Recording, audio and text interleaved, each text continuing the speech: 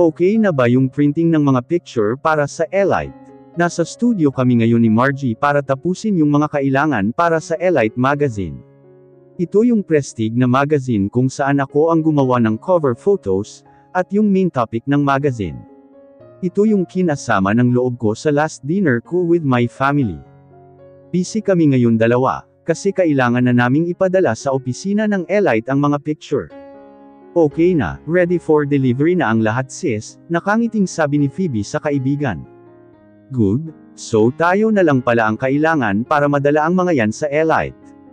Yeah, since important project ng studio ang Elite na pagdesisyonan nina Margie at Phoebe na sila na ang magdadala ng mga pictures, para sigurado sila na walang mangyayaring palpak, nagiging sigurista na kasi silang magkaibigan. Hi girls! Sabay napalingon si Margie at Phoebe sa nagsalita. Sebastian, gulat na sabi ni Phoebe, ang alam niya kasi bukas pa ang dating ng asawa. Mr. Yummy, nakangiting sabi ni Margie, napatingin naman si Phoebe sa kaibigan dahil sa sinabi nito. What? Tanong ni Phoebe sa kaibigan. Ikaw naman pinansin mo pa yung sinabi ko, lapitan mo na yung asawa mo, yakapin mo na wag na kayong mahiya sa akin. Puro ka talaga biro Margie, lumapit na si Phoebe sa asawa, na agad naman siyang hinalikan ng mabilis sa labi at niyakap, I miss you love, pabulong na sabi nito. I miss you too love. Magkayakap pa rin ang dalawa, kaya naman nagsalita na si Margie. A lovebirds yung mga langgam magdadagsaan dito, kaya maghiwalay muna kayo, mayan nyo na lang tuloy yan sa bahay nyo, baka kung saan pa matuloy ang yakapan nyo. Margie, pinanglakihan ng mata ni Phoebe ang kaibigan dahil sa sinabi. Nice to see you again Margie. Nakangiting sabi ni Sebastian. Ay napansin din ako ni Mr. Yummy, taksong sabi ni Margie. Margie, ito naman ang cage mo. Huwag kang mag-alala, di ko aagawin ang asawa mo. Hanggang tawag lang ang magagawa ko, alam ko naman na iyong iyo yan. Ang daldal mo no. Ganun talaga, nice to see you too. So are you too busy now? Or we can have a dinner. Actually we are going to the Elite office now, to deliver the pictures they need for the next month issue. Phoebe, past muna ako sa dinner. Ako na lang ang magdadala ng mga photos na yan, at kayong dalawa lovebirds ang mag-dinner, okay? Are you sure you don't want to join us, Sebastian? Oo nga Margie, we can drop the picture first, then we go for dinner. Dina, it's okay. Next time na lang kayong dalawa na lang ang magbonding muna, saka na lang nyo ako isama. Sure, Phoebe. Oo, umalis na kayo at baka magbago pa ang isip ko. Pagkapasok pa lang nila sa sasakyan, ay hinalikan na ni Sebastian si Phoebe, hindi niya magawang halikan ng matagal ang asawa sa harap ni Margie, alam niyang mahihiya ang asawa niya, kaya isang mabilis lang kanina ang ginawa niya. Kapwa sila naghahabol ng hininga nang maghiwalay ang mga labi nila. I really miss you love, pagkasabi nito ay niyakap niya ang asawa. Halata nga na namiss mo ako, pero di ba dapat bukas pa ang dating mo? Yeah, pero hindi na ako makapag-antay na makita ka, kaya nagmadali na ako na umuwi dito. And I don't like what I heard happen to you, I'll make sure hindi na mangyayari yun love. And no one will gonna hurt you again, nasabi na ni Edison kay Sebastian ang pagdalaw ng kinikilalang ina ng asawa, at ang ginawa nito, hindi niya nagustuhan ang mga narinig na kwento ng kaibigan, base sa boses ni Edison, na halata ding galit ay di maganda ang nangyari. Kailangan na talaga niya makausap ang mga kinikilalang magulang ng asawa, para ipaalam sa kanila ang plano niya. Dapat na niyang ilagay sa tamang pwesto nila ang mga magulang ngayon ni Phoebe, hindi nila pwedeng patuloy na saktan ang damdamin ng asawa, hanggang buhay siya walang pwedeng manakit sa asawa niya. Sa bahay ng mga Duffield. Anong ginawa mo sa anak mo? Galit na sabi ni Leonardo sa asawa, nadatnan niyang nag-aayos ng higaan nito ang asawa. Sinong anak? Nagulat si Veronica sa pagpasok ng galit na si Leonardo. Anong ginawa mo kay Phoebe? Pinipigilan pa ni Leonardo na lalong magalit sa asawa. Kaya ka ba nagagalit dahil sa hilaw mong anak? Bakit nagsumbong ba sa'yo ang babaeng iyon? Ano ayos na ulit kayo? Sunod-sunod na tanong ni Veronica sa asawa. Tinatanong kita, kaya wag mo kong sagutin ng tanong din, what did you do to Phoebe? Wala, pinuntahan ko lang ang babaeng iyon, para ipaalala sa kanya na huwag siyang gagawa ng kahit na anong eksena sa party, ng mga Duffield. Anong masama doon? Bakit nito kailangan magalit? Nitong mga nakaraang araw nag-iiba na si Leonardo. Bumabalik na siya sa dating noong okay pa sila ni Valerie. Don't tell me nag-uusap na naman sila ng traidor kong kapatid. Hindi mo na pa dapat ginawa iyon. Alam kong walang gagawing di maganda si Phoebe sa party na yon. So pinagtatanggol mo na naman ang hilaw mong anak. Bakit Leonardo, ayos na naman ba kayo ni Valerie? Tinawagan ka na naman ba ng babaeng yun? Galit na sabi ni Veronica. Anong pinagsasabi mo dyan? Hindi pa kami nag-uusap ni Valerie.at. Hindi ko pinagtatanggol si Phoebe dahil mali naman ang ginawa mo. Huwag mong bilugin ulit ang ulo ko Leonardo, alam ko na ang balak mo. Gusto mo nang sabihin ang totoo sa anak mong magaling, para mapabalik mo na si Valerie dito, at magsama na naman kayo, pasiga na sinabi ni Veronica ang huli. Lower your voice. Wala ako sa kabilang kanto para sumigaw ka ng ganyan. Kanino mo nalaman na sasabihin ko na ang totoo? Hanggat maari ay ayaw niyang ipaalam ang balak sa asawa, dahil tatutol ito at alam niya na may gagawin itong di maganda, kaya naman gusto na niya muna sabihin sa anak ang katotohanan, bago niya sabihin sa asawa ang naging plano. Narinig ko kayo ni Ma'am Ing na nag-uusap, at wag na wag mong itutuloy ang balak mo, dahil sinusuguro ko sa iyo na magugulo ang pamilyang ito. At kapag nangyari iyon ang babaeng iyon ang makakadanas ng lahat ng hirap at kahihiyan, sisiguraduhin ko magsisisi si Phoebe na si Valerie pa ang naging ina niya.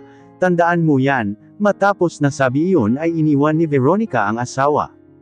Why Veronica, bakit gano'n na lang ang galit mo sa kapatid mo, at sa pamangkin mo? Pamilya mo sila pero kung ituring mo ay kaaway, nasabi na lamang ito ni Leonardo sa sarili niya. Nakahiga na sila Sebastian at Phoebe sa kama nila. Nag-dinner lang sila sandali at umuwi na rin. Alam ni Phoebe na pagod ang asawa, kaya niyaya na niya itong umuwi. Love, what will you feel if you discover that the one you're believing you was not really you? Gustong malaman ni Sebastian ang saloobin ng asawa niya, sa mga sasabihin niyang katotohanan dito. What do you mean? I don't understand. What I mean is, anong mararamdaman mo kung malaman mo yung inaakala mo na totoo ay hindi pala? I don't know what I will feel, kasi di ko pa nararanasan yung ganyan, pero one thing is for sure, makakaramdam ako ng hinanakit, sobrang sakit kasi pinagsinungalingan ako, iyan ang pinakaayaw ko sa lahat. Trust and honesty is important to me, very important, hindi basta-basta binibigay ang pagtitiwala, kaya naman kapag meron ka nito, dapat pahalagahan mo, dahil once na nawala ito mahirap na itong bawiin pa, kung mabawi man ay matatagalan pa. Why you asked me that question? Biglang nakaramdam ng kaba sa dibdib si Phoebe. May koneksyon ba ito sa nagngangalan Hemira?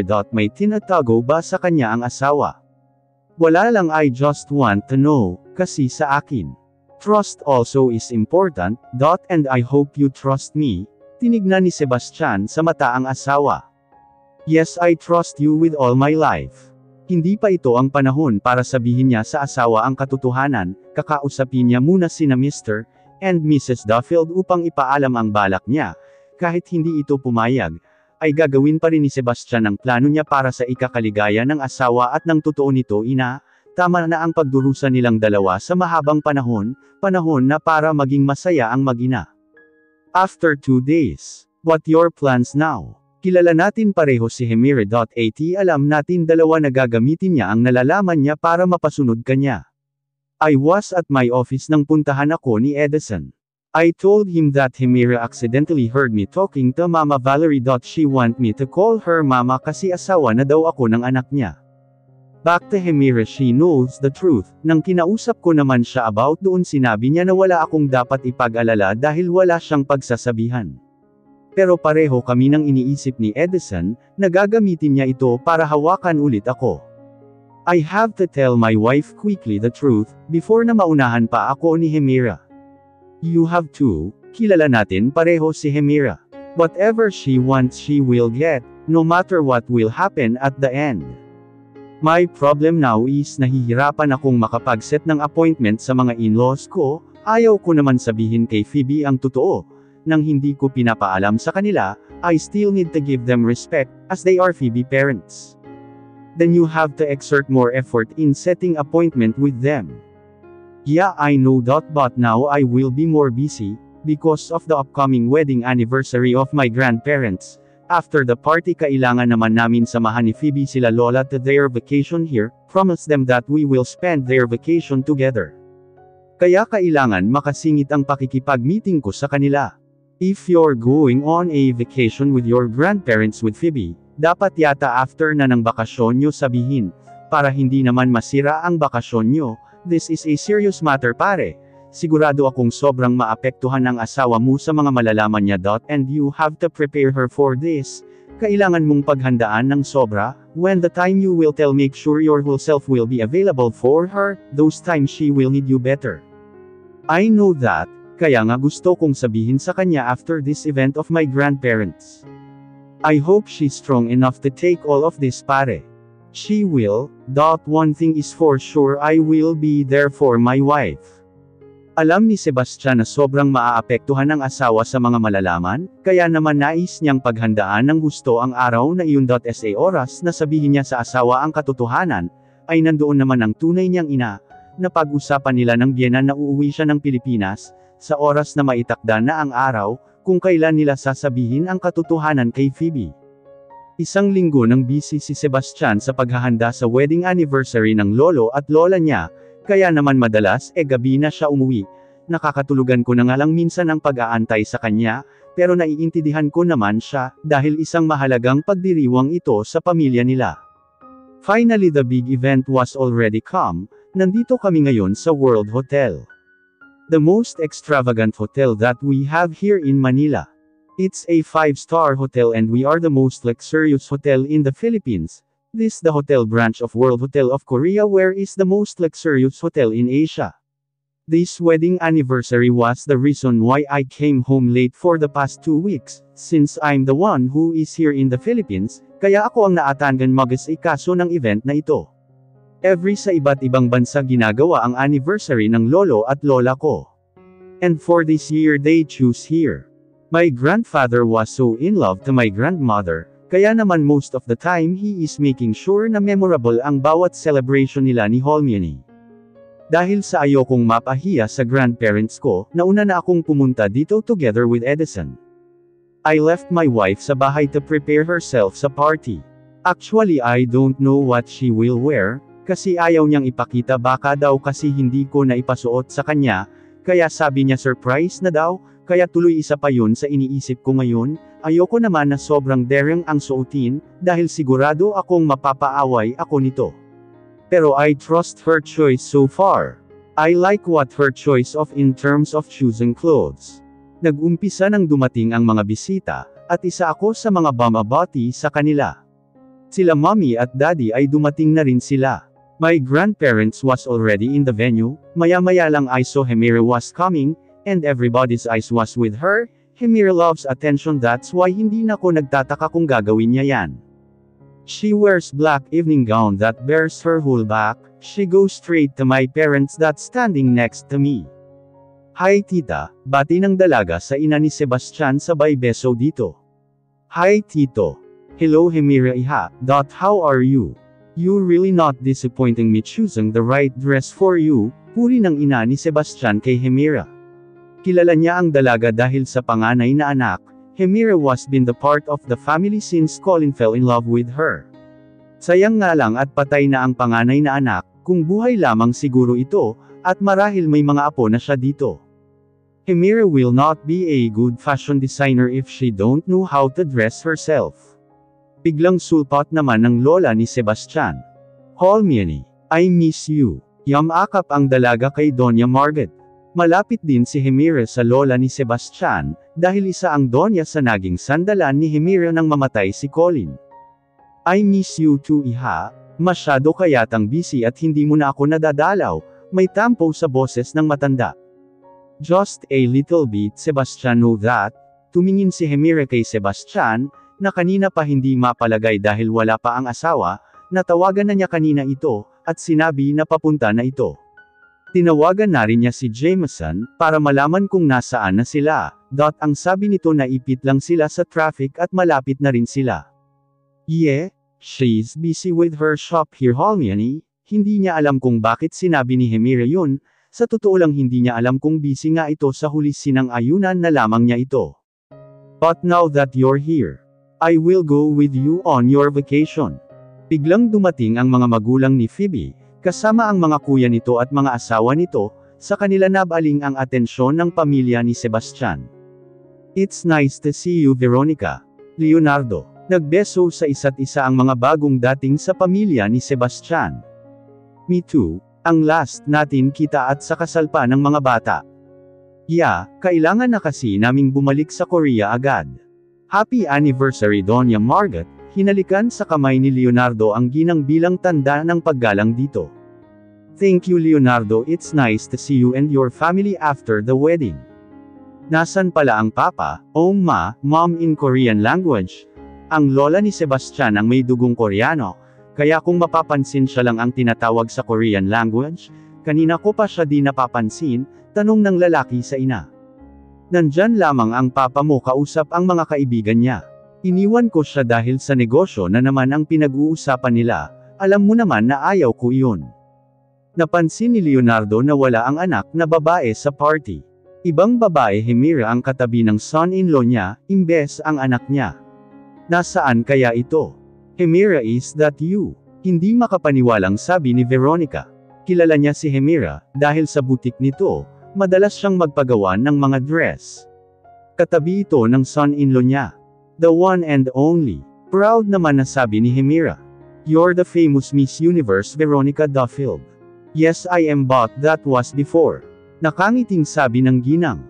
You're still pretty as before, Mrs. Duffield. Puri ni Hemira sa kausap, gusto niyang mapalapit sa ginang upang makalapit ito sa asawa ni Sebastian. Cut the formality, call me Veronica. Or Tita Veronica, masayang sabi ng ginang. If that's what you want, Tita Veronica, the pleasure is mine. Mukhang magkakasundo kami, sabi ni Hemira sa sarili.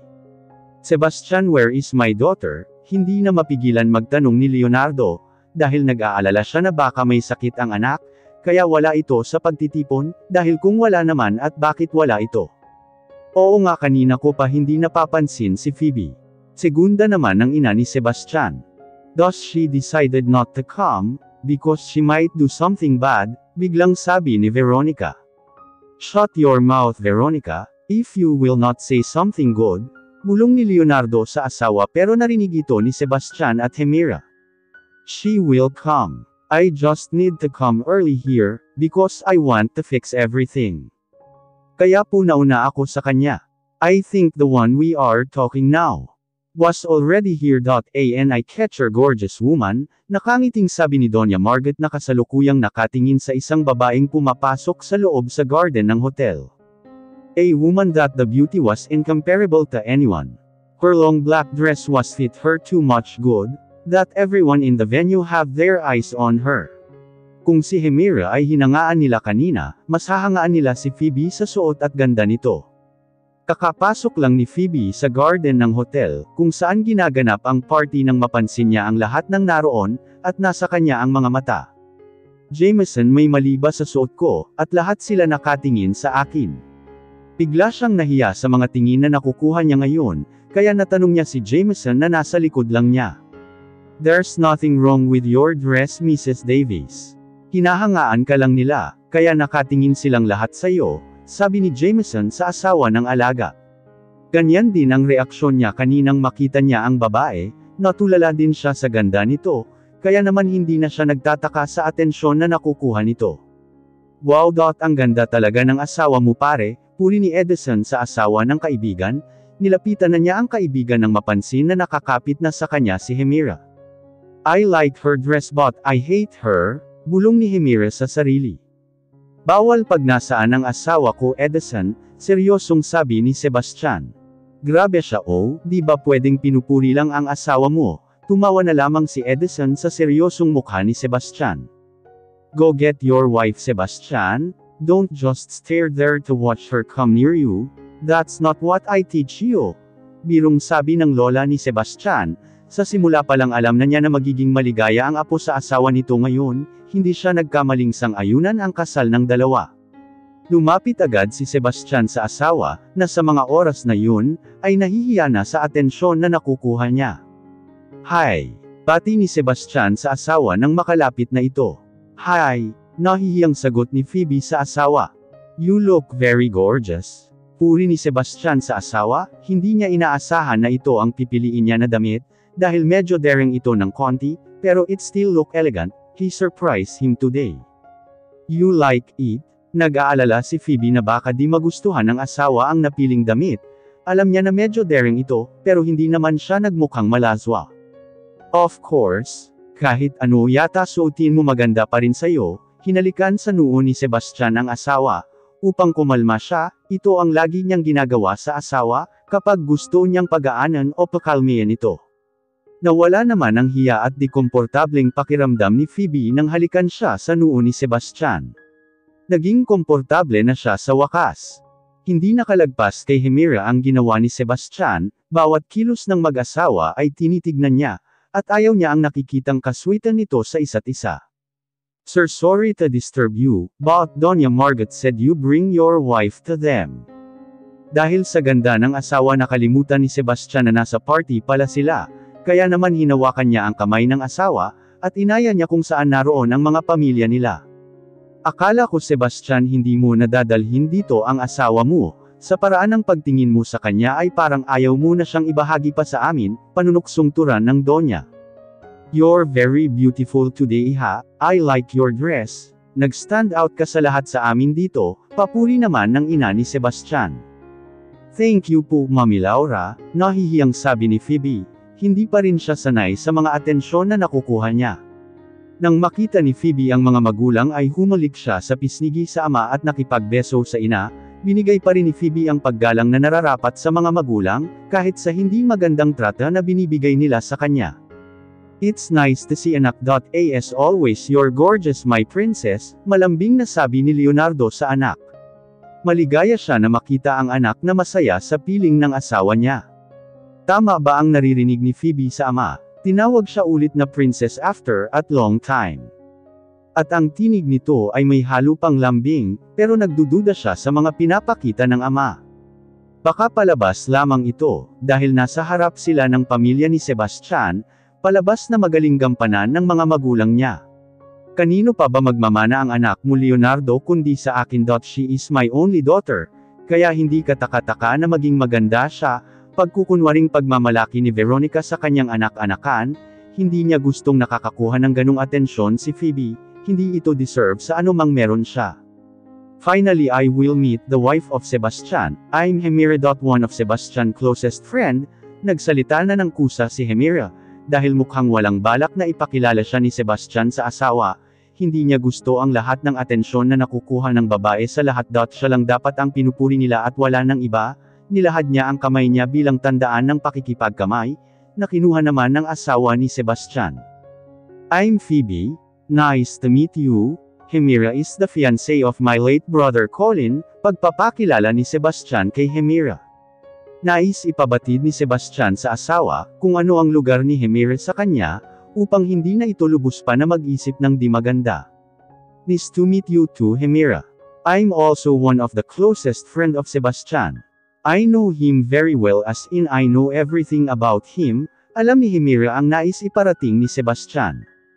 Ngunit hindi siya papatalo dito bago pa man siya pumunta sa party, ay pinanggako niya sa sarili na malalaman ng Phoebe na ito, kung sino si Hemira sa buhay ng mga Davis at kay Sebastian. Tinignan lang ng seryoso ni Sebastian si Hemira matapos itong magsalita. Expected na niya na gagawin ito ng babae. Now that everyone is here, we can start the dinner now. Kanina pa ako nagugutom, Doña Margot. Dahil sila Sebastian ang host ng party, pinangunahan na ng ama niya ang pagbibigay hudyat sa mga panauhin, na maari nang iserve ang dinner. Magkakasama sa isang table ang mga magulang ni Sebastian at Phoebe, lola at lolo nito, si Hemira na hindi pumayag na di makatabi si Sebastian, Edison, at Phoebe. I heard Phoebe that your photoshoot with the Elite magazine was successful, mahirap i-please ang may-ari nito, but I heard when it comes to you, napahanga mo siya ng sobra, sabi ni Doña Margot, kilala niya ang may-ari ng Elite magazine at totoong mahirap itong i-please. Yes po Holmiani, I'm happy that she like all the photos. And hopefully it will be successful also when they release the magazine next month, masayang sabi ni Phoebe. She was excited about it, and in fact they are now the official partner studio for the said magazine. You're a photographer. Kunwari na sabi ni Hemira, alam niya ang lahat sa asawa ni Sebastian. Yes. I am mapangumbabang sabi ni Phoebe. Siya ba ang Hemira, nakausap ng asawa noong nasa Abu Dhabi sila, at gaano sila ka-close ng asawa? Iyan ang mga gumugulo ngayon sa isipan ni Phoebe, ngunit hindi niya ito pinapahalata, sa kahit sino man especially sa asawa niya. You must be very good in your field if you got the Elite magazine, di makapaniwalang sabi ni Hemira. My daughter was really good at her field, everything she does was a masterpiece, kaya naman proud na proud kami ng daddy niya sa mga achievements niya. Hindi nagugustuhan ni Veronica na kanina pa center of attraction ang hilaw niyang anak, hindi deserve ni Phoebe ang mga papuring natatanggap niya. Proud. Kailan ka pa naging proud sa akin, mommy? What are you trying to show now? That we are having a good relationship? You're really good at acting, mommy. Gusto sanang isatinig ni Phoebe ang mga iyan, ngunit pinili na lamang niyang manahimik, upang hindi mapahiya ang mga magulang. That's good since you're the best. Can I get you to be the official photographer for my clothing line? Cause I only want the best for my clothing line. Ito ang nakitang paraan ni Hemira para mapalapit siya kay Phoebe. Ito ang gagamitin niya upang masira ang relasyon ng mag-asawa. Marami na siyang hawak na alas ngayon, kaya sigurado siyang magtatagumpay siya. Sure, I can do that. Just call my office anytime, so we can discuss about it. Great, I will do that. Nakangiting sabi ni Hemira, tinitignan niya ng mabuti ang asawa ni Sebastian. Wait, biglang sabi ni Hemira, nakita niya kasi na nilalagyan ng buttered shrimp ni Phoebe ang plato ni Sebastian. Sebastian don't like shrimp, he will not eat that, instead give him this. Nilagyan ni Hemira ng gulay ang plato ni Sebastian, he likes vegetable too much, 1 point Hemira. Bigla naman nakaramdam ng hiya si Phoebe sa mga nasabi ni Hemira, hindi niya alam na hindi kumakain ng hipon ang asawa, paborito kasi ni Phoebe ang hipon, at sa tuwing lumalabas sila ay lagi siyang may order na ganito, at makailang ulit na rin niyang napakain ng hipon ang asawa, wala naman itong nababanggit na hindi ito kumakain ng ganon. It's okay Hemira, I'm eating shrimp now, masarap pala siya, favorite kasi ni Phoebe ang hipon, kaya natutunan ko na rin siyang kainin. Nginitian ni Sebastian ang asawa, upang mawala ang nararamdaman nitong discomfort dahil sa ginawa ni Hemira. Mabuti naman at kumakain ka na niyan Sebastian, dahil masarap naman talaga ang hipon, magkakasundo pala talaga tayo ng sobra Phoebe, dahil paborito ko din yan, segunda naman ni Doña Margot. By the way, ano pala ang ginawa mo sa Italy 2 weeks ago? Biglang napatingin si Edison at Sebastian sa lolo ni Sebastian. Si Phoebe naman ay napatingin sa asawa. One of my friends saw you there. The truth about that lolo is that I'm supposed to meet an investor sa States. But at the last minute he told me that he is not in the US at that time. He told me that he was in Italy since I already fixed my schedule for that meeting. I went to Italy. He is a possible for the hotel expansion we will have in Las Vegas Hotel. Hindi inaakala ni Sebastian na mangyayari ito, kaya kinailangan niyang mag-isip ng dahilan, upang hindi maghinala ang asawa niya sa kanya. Ang mga tinuran niya ay may katotohanan, dahil meron naman talagang expansion na mangyayari. Alam niya sa mga oras na yun, na may iniisip ng iba si Phoebe, at iyon ang kinakabahala niya. Hindi niya gugustuhin na magkaroon sila ng misunderstanding ng asawa, hindi rin pa niya pwedeng sabihin sa asawa ang tunay na pakay niya sa Italy, dahil wala pa ang tunay na ina nito, ay hindi pa niya nakakausap ang mga magulang nito. Tinignan niya ang asawa, tahimik lang itong kumakain, alam niya na may iba na itong iniisip, hindi naman niya ito pwedeng kausapin tungkol dito, dahil tiyak siyang maririnig ng lahat ang pag-uusapan nila. That's good to hear. Hindi talaga ako nagkamali sa'yo Eho, and I'm happy that while you are busy with your business you still find time to enjoy the moment your wife in Italy like you two did in Dubai. Masayang sabi ng lolo ni Sebastian sa pag-aakalang si Phoebe ang kasama ni Sebastian sa Italy. Bigla naman napatingin si Phoebe sa lolo ni Sebastian nang marinig ang huling sinabi nito. He lied to me, bakit di niya sinabi sa akin sa Italy siya nagpunta, at may kasama siyang iba? Sino? Ito ba ang dahilan kung bakit tinago niya sa akin ito? Niloloko niya ba ako? Iyan ang mga tanong na nasa isip ni Phoebe sa kasalukuyan, Madami siyang gustong itanong sa asawa, ngunit hindi niya ito matanong, dahil sa marami ang makakarinig. I was not with my wife when I go to Italy lolo, seryosong sabi ni Sebastian. Nakita niya ang reaksyon ng asawa sa sinabi ng lolo niya, at alam nito na iniisip na nito na niloloko niya ang asawa. Tuldok tuldok tuldok. But my friend told me he saw you in a restaurant together with the woman, hindi lang niya nakita kung sino ito, takang tanong ng matanda. Lahat ng nasa mesa ay napatingin bigla kay Sebastian, lahat maliban kay Hemira na lihim na napapangiti. I am that woman lolo, incidentally nagkita kami ni Sebastian sa Italy. I was also there 2 weeks ago, because I need to attend a fashion show, maybe your friend saw us having lunch. Augusto Italianos. I miss that restaurant, their foods was awesome, biglang sabi ni Doña Margot. Mabuti naman at si Hemira ang kasama mo anak, akala ko nang babae ka na dyan, nakulagot ka talaga sa akin kapag niloko mo si Phoebe, pabirong sabi ng ina. Ayaw ni Sebastian ang sitwasyon niya ngayon, bukod sa pakiramdam niya nasa hot seat siya, hindi niya makausap ng sarilinan ang asawa, nais niya magpaliwanag dito agad-agad. Anyway next time you have free time, bring Phoebe in Italy aho. Phoebe I'm sure you will like Italy just like I did. I think more than anyone here my princess know Italy very well. Italy was like her second home country, pakikisali naman ni Leonardo sa usapan. Muling nakuha ng ama ang atensyon ni Phoebe sa pagtawag ulit nito ng princess sa kanya. Really, di makapaniwalang sabi ni Hemira, hindi niya nabasa ito sa report sa kanya. Every year before my late sister passed away, they are visiting there every time my Valerie celebrate her birthday, they will spend 1 month there. Close kasi itong yunikahiha ko sa tita Valerie niya. Oh yeah I think I heard that before na may time pa na tumira sila doon ng 1 taon, iyon ang naging dahilan ni Veronica, kung bakit nagawa niya mailayo si Leonardo at Phoebe kay Valerie, iyan ang panahon na pakiramdam niya, gumagawa ng sariling pamilya niya ang kapatid niya, kasama si Leonardo at Phoebe sa Italy, dahil kalahating taon din hindi umuwi noon si Leonardo sa Pilipinas. Si Veronica hindi na mapakali dahil sa di niya malaman dahilan, kung bakit kailangan pang banggitin ng asawa niya ang tungkol sa Italy.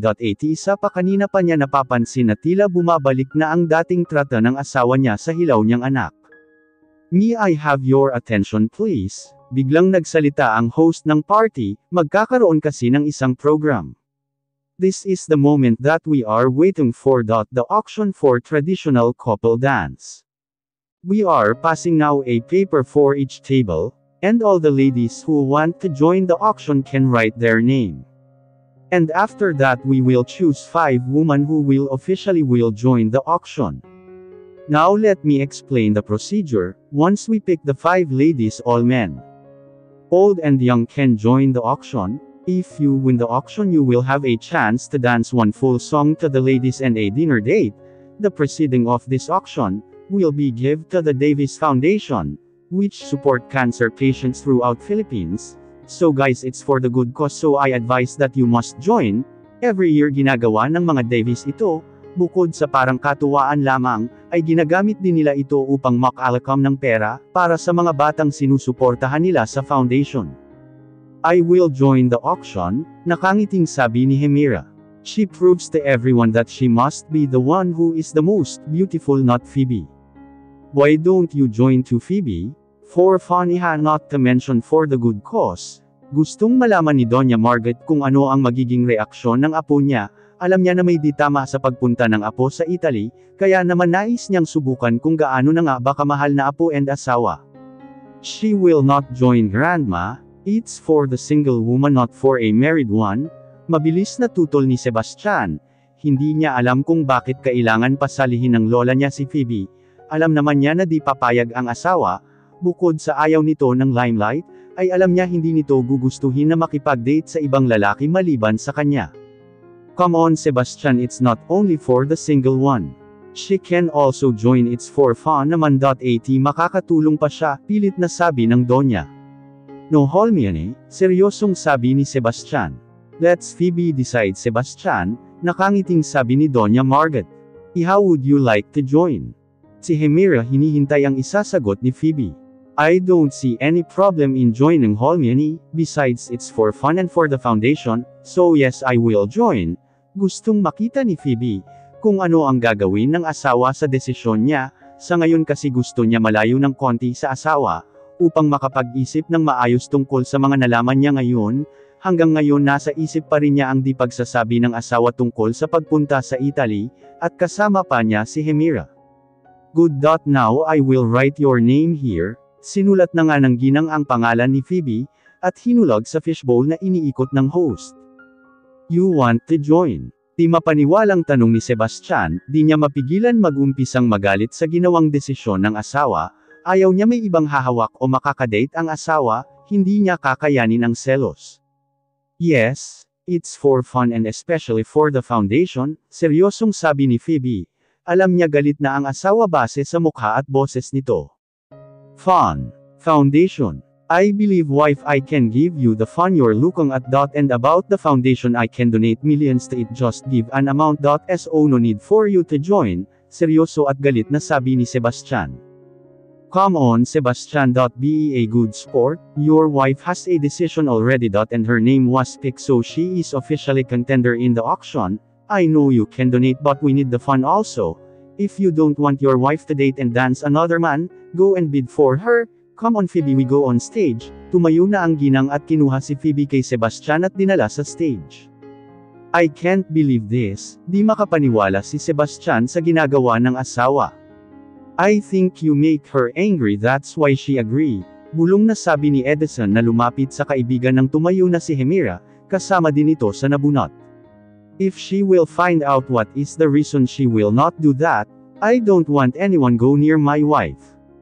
Then bid for her. Cause I know everyone will do that to have a dance to your gorgeous wife. Don't tell me isa ka doon. I'll give you a fight pare. Nakangiting sabi ni Edison sabay tayo at bumalik sa upuan niya. What? Nag-umpisa na ang auction, inuna ang ibang tatlong babae, matapos sila ay si Hemira ang sinunod. Wow, our next contender for tonight is the lovely Hemira Lim, please step forward. Okay, thank you. We start the bid for 50,000 pesos. 60,000. For the gentleman in table number 4, do I have 70,000 here? 80,000 for gentleman in table 6. 500,000. Wow, 500,000 for the gentleman in table 3. So far it's the biggest amount for tonight. Do I have here more than 500,000? Going once, going twice. Ms. Hemira, you owe the gentleman in table 3 a dance and a date. We got here 500,000 for that. This is the biggest amount so far tonight.